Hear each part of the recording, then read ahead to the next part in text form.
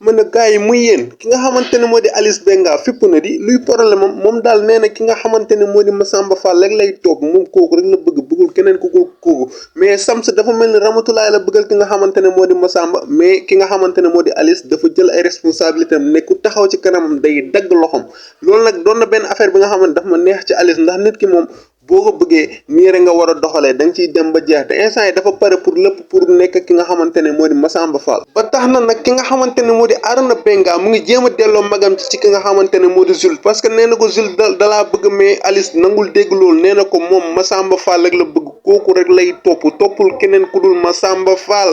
Alice Massamba Fall la bëgg bàyyi leen ko ak Massamba Fall nañ ko si jàppale mook Ramatulaay yëpp bëgg nañ leen mais maanaam kenn si ñoom dina mujjee ak jooy kenn si ñoom moom force day jooy ndax dañoo ne lan éteindre ou raviver da ngay fay mbala nga tàkk point barre waaye yéen man damay laaj dong rek xale bu jigéen bi dama fàtte tubam ay waay docteur andi na ma sama malaise waay fàtte naa turam mais kii dañ ko agressé woon moom deewutoon ni saison 1 bi agressé nañ ko ci fin bi Capo ci bopp moo ko jamoon paaka wala yéen da ngeen fàtte loolu moom dafa blessé woon nan la def ba ñu yóbbu ko hôpital loolu cas boobu noonu daf ñoo rëcc mais ñëw nag fi nga xamante ne moo di kër ñoom Alice pour baalu ko ak mais Harouna daf ko dàkk ci biir mais Harouna képp ki nga xamante ne jullit la mérité na deuxième chance may ko deuxième chance mën na am mu changé si diggante bi yaa ma gën a xam waaye yéen Alice Benga mi jël na engagement personnel ci xale yu góor yi de moytul leen ko ndax nee na dafa bëgg xale yu góor yi di ko topp comme xaj oh my goodness